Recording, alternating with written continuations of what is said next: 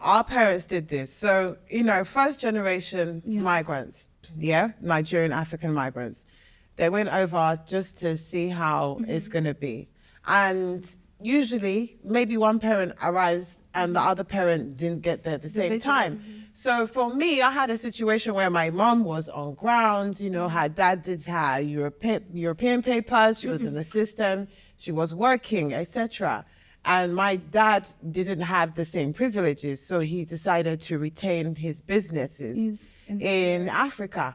And they were like that for as long as I could remember. It's so bad. I feel like some men now use, I'm sorry, this long distance relationship Don't to cheat. Say with your full chest to cheat. Let me just say that. Say with your full chest. Say with your full chest.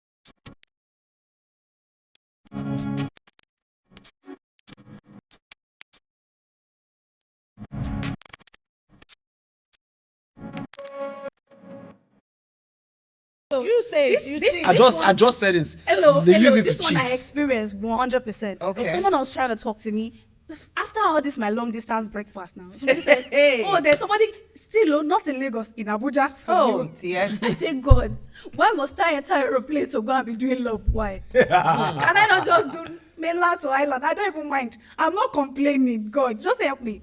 And they told me, oh, this guy, So I met the guy. I was, not bad. He came to Lagos. Well, okay, cool, no problem. And he just said to me, the relationship was so fast-paced. I'm used to, American boys are not slow. They're very intentional, very calm. There's a process. Very mindful, Yes. very demure. You get me? Well, you see, this our brothers in this nation. Hey, get it back. Yeah, You are my I girlfriend. wasn't used to that anymore. You are my wife. After 4 years of tasting overseas life, don't be mixed it. Abroad is Ghana, Togo. Overseas, you climb here, hey, London, US. Another tip there. Hey, Arike, now you. So I was like, God, okay, let me try this thing. And this guy was just, let's do this, let's do okay, in 2 months, you have quickly asked me to be your girlfriend. I understand that you have clarity, which is one of the things I want, but this is really, really fast.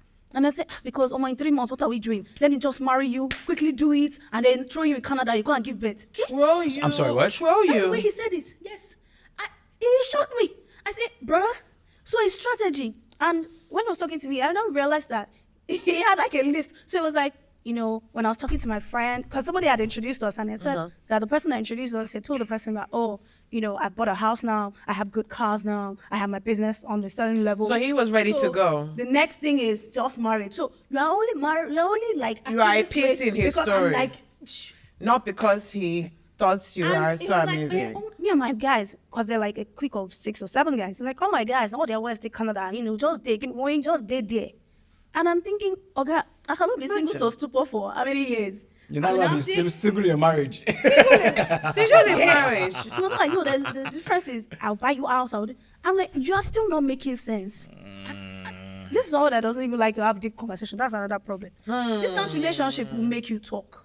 You guys will talk, but the problem is that they talk, only profit. You don't normally have profit. At all. Because you still go, The problem for me is So have you ever had a successful long-term situation? yes. Yes, whether it's professional, whether it's romantic. So I would speak on my romantic situation, and this was when I was in school. I dated a girl for a very long time. How long, Very bro? long time. No, your measuring ruler is different. 5.5 years. Hey! 5.5 years. So we're still in school, and 2.5 of the first 2.5 of the 5.5 was long distance. She was in Kuala Lumpur, Malaysia. Woo! And I was in Lagos, Ghana, because I was schooling in Ghana at the time. Right. So I was shuttled between Lagos and Ghana. 9 hours, 10 hours, I'm here. Yes, so wow. exactly. My It's sister, you got no map now. 8 hours. 8 hours Lagos You have to to go to Lagos to school. Malaysia. Then when I go to Ghana, it was 9 hours. So she was 9 hours ahead of me, and for the first, I would say 6 to 8 months, she was making all the sacrifices in terms of time because she had to stay up for us to talk. Because when she's done with class, I'm just waking up, right? And so she'd do her prep, and then I'd be done with class when she's about to sleep. Or like 2 a.m. So she waits up to have actual conversations, and she put in the work.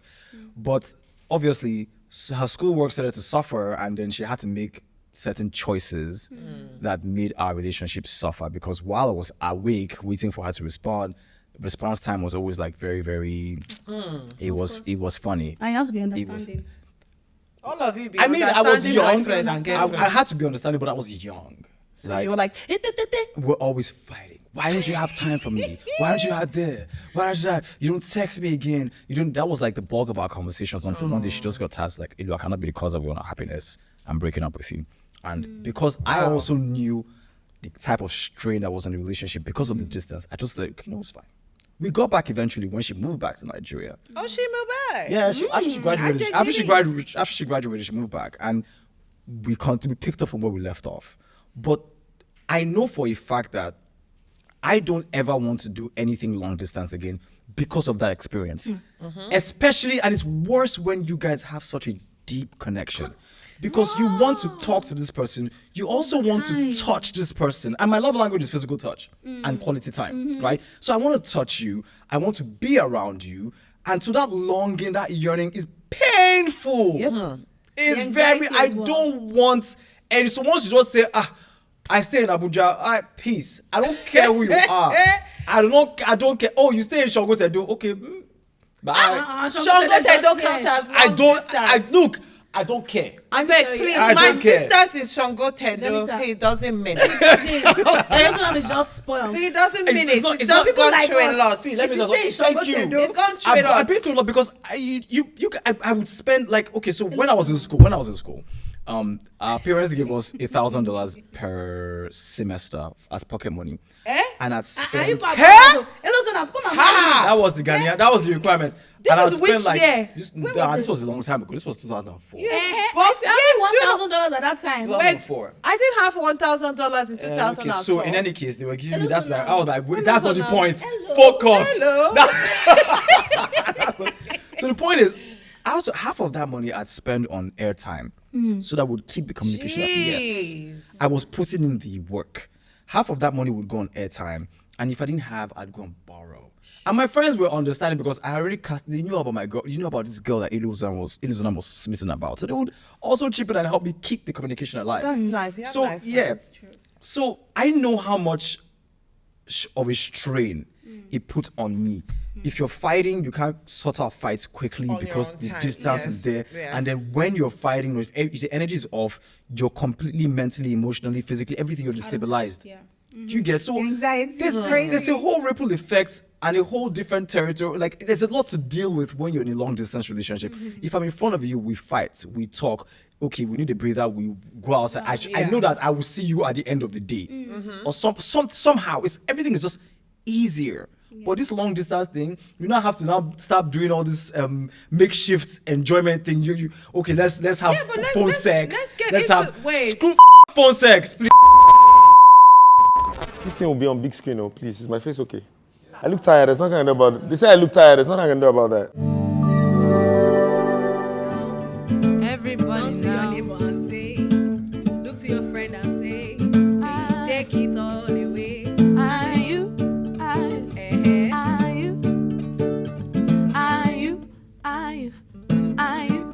You no get any sense. You no get any sense. You no get any sense. You no get any sense. So, you don't chop belly full. Time don't reach you. Come they ask for more food. You don't know your B, a double O, a single K. All you know is F, a double O, a single D.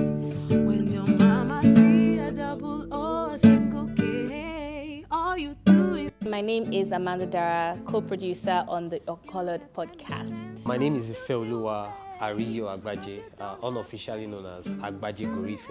I lead the partnerships and communications team at Vesti, and Vesti is the proud sponsor of this podcast. My name is Deji Onodeko. I'm the lead producer and director of the Uncolored podcast. My name is Karamaz and I'm the production manager. My name is Chizitere, but everyone calls me Zite, and I was the content writer on the Uncolored podcast. My name is Jamila Ju. I am on the Red Lantern team.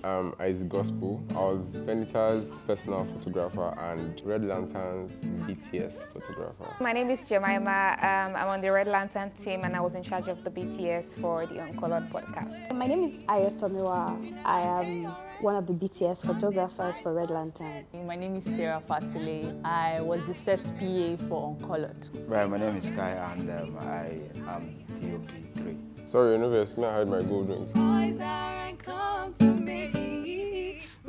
Hi guys, my name is VENITA AKPOFURE and I am the host of the Uncolored podcast. This is actually my first proper hosting gig, like give them full season, give them episodes. I didn't really know what to expect, to be honest. I think that the people that chose me had more confidence in me than I did. But I'm on, man, we made magic, and I'm really grateful. I'm very humbled, and literally, as Amanda Dara would say, round pin in a round hole, perfect fit for me. So I'm really excited. I was more emotional earlier, but I'm still emotional now because I really didn't think I could do this. And yeah, we've done it. We've done something that creates an impact, and we've done something that speaks to my family group. And when I say my family group, I mean those who have moved back, those who have, you know, their leg in one place and another, or just trying to marry two cultures within themselves, whether it's at work or family. So for me, this is my big one this year. Yeah, it wouldn't be, sorry to say I love you, or it wouldn't be any movie or TV show I've done. This is my big one this year. Do you feel like you will be more successful if you actually decided to japa? No. Really? Yeah. Why? Because you will suffer everywhere. So you must be geared for suffering. Suffering is universal. No, it is. You Suffer everywhere. There's no, you just have to decide the level of you want to suffer in the snow. And I feel like, yeah. Or in the heat. Yeah.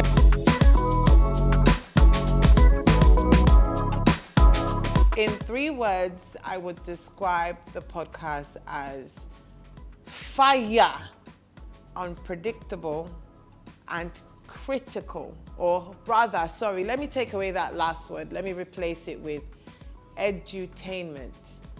Educational and entertainment combined together. Energetic, unexpected, and raw. Describing Uncolored in 3 words to be educative, entertaining, and very spontaneous. Insightful, entertaining, and powerful. Absolutely mind-blowing.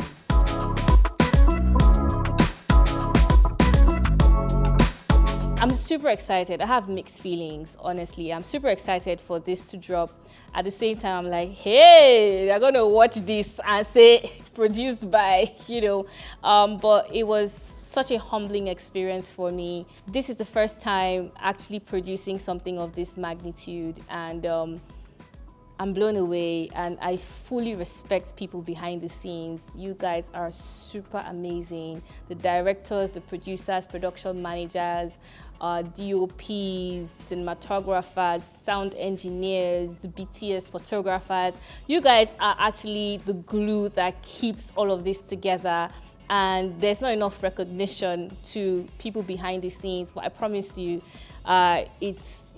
it's the dream team that we have right here on the Uncolored podcast. I couldn't even have asked for a better team to start this journey with. I feel it was actually God ordained. That's what I can say. I feel it was God ordained that every single person on this team is just like little pieces in the puzzle making a grand picture. And that's the picture you're about to see.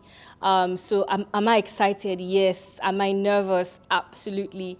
But at the end of the day, I'm very confident that you're going to watch this and you're going to at least give us a solid 9/10 that we really tried. And there's something to be proud of. And beyond even that, there's so many podcasts out there that are, I dare say, shallow. But this is actually something that indeed you listen, watch each episode and be like, okay, I actually got something from this.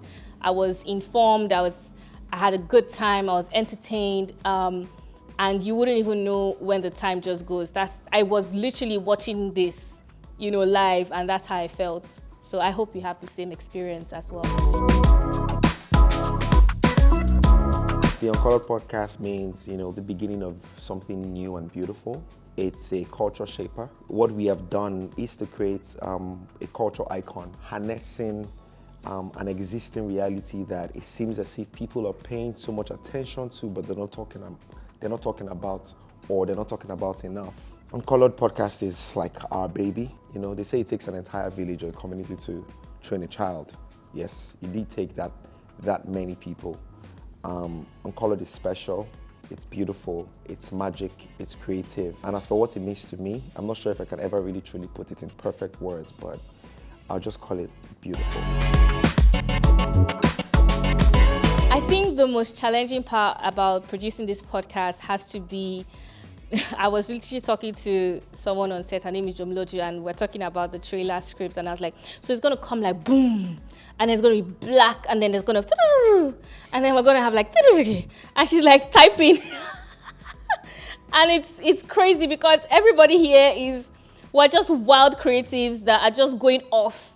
I think that the most challenging thing was there's so many people on this set that do not think inside the box, especially the lead producer, Deji. Oh my God, Deji is like, what's 5 versions of Venita? They will launch, they will turn, they will do this, then the set will be in front, it will be at the back, then to explode, then to come alive, then we'll change it. I'm like, wait first, relax. Which one are we doing first? And honestly, I like that because sometimes people have to challenge you to grow. And I feel like, I'm going back to God again, but I feel like it was really an experience of iron sharpening iron. So even though it was challenging, it was to a greater good. I would say that the fact that Deji was very keen on how he wanted the set to look, the technicals and the little details, and I was focusing on content, even though it was challenging for us it was like fire and ice, but we found a way to make water, and that was perfect. I think different parts of it really were challenging. I mean, to produce it, there's first the build up, to still trying to put the concept together, questioning yourself. I think the first really challenging part was, looking at myself in the mirror and wondering if this was possible. Am I overthinking? Am I overreaching? Am I reaching for the stars and probably falling to the ground or to a desert somewhere? The first part, trying to convince myself that you were onto something good, something great. I don't think it was so challenging coming up with the team. I felt very led, to come up with the team that I did. I'm very grateful for that. But it would be unfair to call that challenging and forget, to mention, those on the team that literally made it a lot less challenging, a lot more fulfilling, from my co-producer, Dara, who was simply phenomenal, an absolute feat, to the parts that were my seeming weaknesses, to my production manager and person of Karamat, Demilade, who was great, I remember her asking me something where I was trying to recruit her, and I had said I wanted creative logistics. I wanted creative logistics and administrative logistics. Of course, at the point, nothing, but in between production, she came to ask me and said, what did you mean by creative logistics? Of course, in a hilarious way to think that I was just, jumblering words together. But I remember explaining that what I really wanted was to make sure that every member of the team didn't just come with muscle, but they came with brain. They came with creativity on the table as well. And I think I saw the proof of that, while including the crew. The camera crew, the sound, the lights, they were not just muscles, they were creative as well. And I was desperate to find that. I think this is quite an interesting production, and the audience should expect quite a lot because it speaks to their realities. It speaks to a lot of African professionals, both within and outside, particularly the diasporans and even those that are perhaps on the verge of moving abroad, as the case may be. I think people will find it relatable because some of the topics that were discussed are things that, people don't talk about enough. So they'll find it very relatable and very entertaining and educative. I think the audience will be first entertained, after which informed, because I don't care how traveled you are, but when you watch the show, traveled or not, there's so much you're gonna pick out from it, from real experiences, and even experiences that seemingly resemble or look like experiences that you might have had, but from the eyes or the lenses of a totally different mind. We have some of the most amazing combinations you would ever find on TV or on any platform, anywhere in Africa. I can confidently say that. So I'll just leave it at that. Exciting, informative, and entertaining. Did I ever get nervous? No, there was no episode where I ever got nervous. I think I was always looking forward to see what would happen in particular. I didn't have any expectations of people.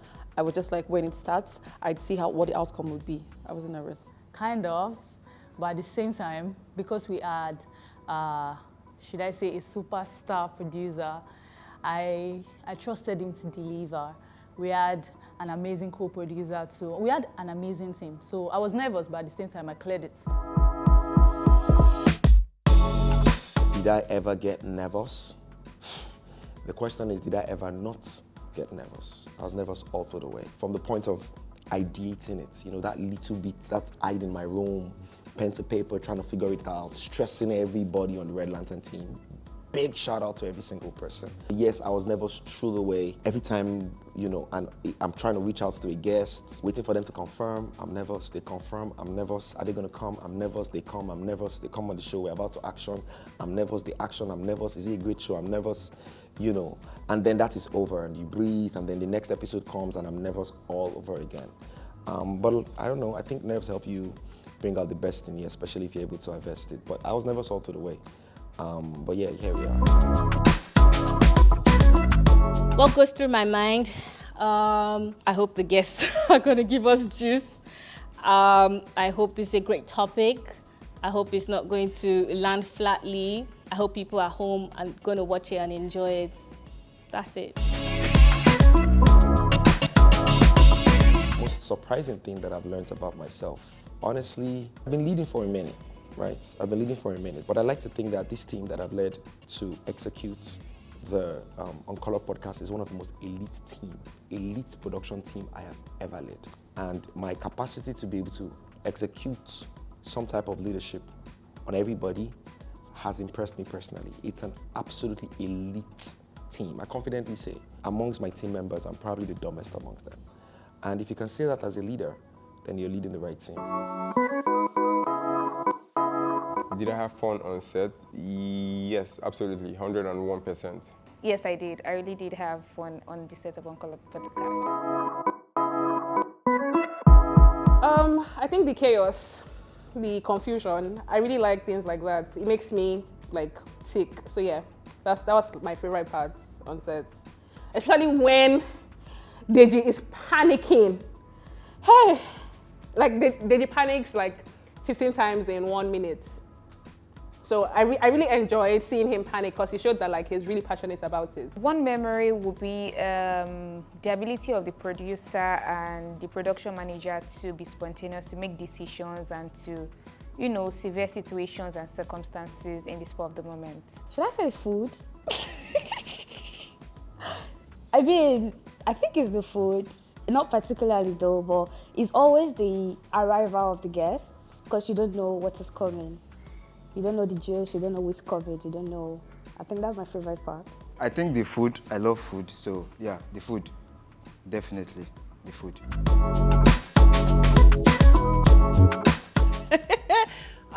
Okay, sorry guys, but yeah, I think somebody claimed me. I don't think they should have claimed me. I love them, I claim them as a friend.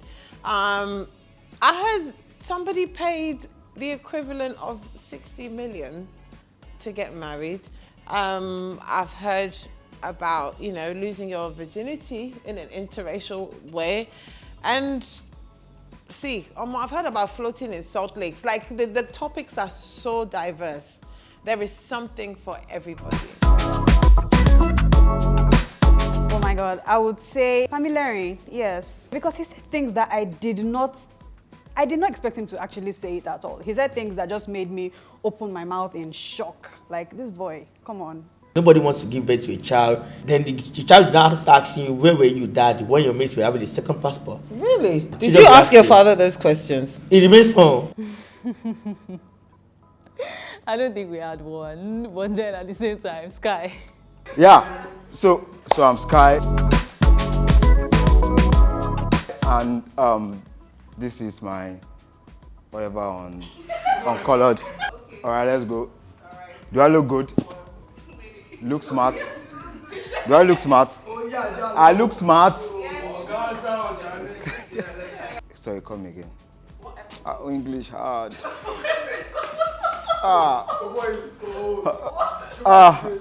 Chicken didn't you? One episode I can't wait for people to hear or watch. It will be one that I was not even here, but I had a lot of, I had a lot of juices that went, a lot of punchlines, a lot of insights that went into that. I think it's an episode with PK, Olakunle Shorinyo, and I'm cautiously optimistic and looking forward to it. My favorite episode is the one where we had PK come. I wrote things down. Like I became wiser. Yeah, that's it for me. I think that was like the last episode. I can't really get the topic, but where they talked about having to marry to have a green card or a green passport. That would be hard to pick. Like I have quite a lot. But I think it was the travel, the all girls travel. Like it was amazing to know that we had lots of amazing places in Nigeria like that. I mean, I always think, okay, outside the country, go and come back, but Nigeria, now I'm going to explore. The episode that I can't wait for people to hear will be the one on long distance relationship. That would be for PK, Olakunle Shorinyo. I've always listened to all of his messages. So when he came here, I was not surprised, but at the same time, I was wowed. So yes, that's the episode I'm waiting for everybody to see. Just because I'm very Gen Z, I would say the episode with the twins. That was very cute, very funny. I was laughing in the background. Like I was actually like laughing. So yeah, I'm excited for that episode. The episode that I'm actually looking toward is the one with Pastor Kunle. Yeah, because I was unable to write down some things and learn enough from what he said the other day. So I like to watch and learn. Yeah, so that's it. I want to shout out, of course, Deji. I want to shout out Deji. Yeah, thank you for believing in what you could see that I could do. I want to also shout out to Amanda. Thank you for maneuvering me and just getting the best out of myself and all our crew at all times. Like, she literally does not let up. I also want to shout out you know, my personal glam team. I want to shout out Karamata as well. I also want to shout out Sound, because I'm hot for our hand, and he's, you know, he's octopus. He has like 8 hands and he was doing everything at the same time. And then, of course, let me shout out Isaac, because he's in the room, and if I don't shout him out, he's literally gonna mess up my pictures, and I don't want anything of that sort. But yeah, shout out to Vesti, Red Lantern as a whole. Shout out to our chef who makes the best stew. Who else are we shouting out? Shout out to our security. He knew who to let in and who to let out, and most importantly, shout out to our guests who made the show, who seasoned the show. Thank you very much. And shout out in future, in advance, to all our viewers, our subscribers that are coming, not only for this season, for seasons to come. You got it? If you don't got it, you don't got it. Big shout out to everybody. I want to make this shout out very, very, very compact, right? I'll start with Amanda Dara. Absolute feats. Thank you very much for committing yourself. You went above and beyond. Big shout out to my production manager, Karamat. Thank you very much. Big shout out to everybody at the Red Lantern team. This was not the only project we're executing at the same time while we're executing this, and everybody had their foot through the door. It was beautiful to see you all do amazingly well. From ZT and Jamiludu trying to write, to, you know, Jemima trying to work my BTS, to Sarah making sure that everything is in order, to every member of the team, I can't remember everybody's name, but to every member of the team, to Adiola Onodeko, my CEO, who pulled magic, with massive wisdom in the back end, making sure that money was spent right. Really grateful, and of course, I cannot go without saying a big thank you to our partners at Vesti, who made this possible in the first place, who took a bet on us. And I would not forget to mention, big shout out to Venita. She was great, she was phenomenal. I'm happy to do this again, over and over and over again. Oh my God, I wish I could mention everybody's name. Thank you guys so much for all the hard work. Even if you don't used to answer me when I'm telling you call time. But thank you so much for putting in all the hard work. Shout out to Ola Itong, shout out to Ola, shout out to Sky, shout out to Mr. Gbadebo. Shout out to Zite, my girl, for always coming through with the script at ridiculous times. Thank you so much. And shout out to Deji, before he does not shout out to Deji. Shout out Amanda. Amanda is very, very, very, very wonderful. Shout out to everyone, really. You guys really did the work. And thank you guys for bringing Deji's dream to life. So, yeah, that's it. First of all, shout out to God, shout out to myself, very important. Shout out to Mr. Deji for Ginger, giving me the other, he knows what I'm talking about.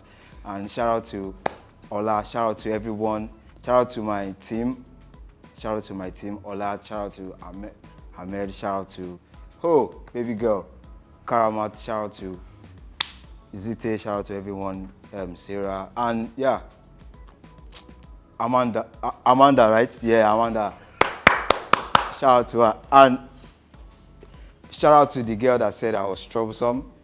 Yeah, I've forgotten. Sarah, yeah. Shout out to her. And All right, my name is Amanda Dara, signing out on the set on Uncolored. It is a wrap, guys.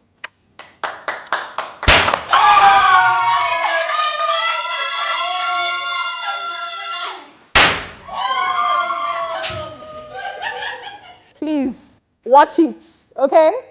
I know your house address. Okay, bye.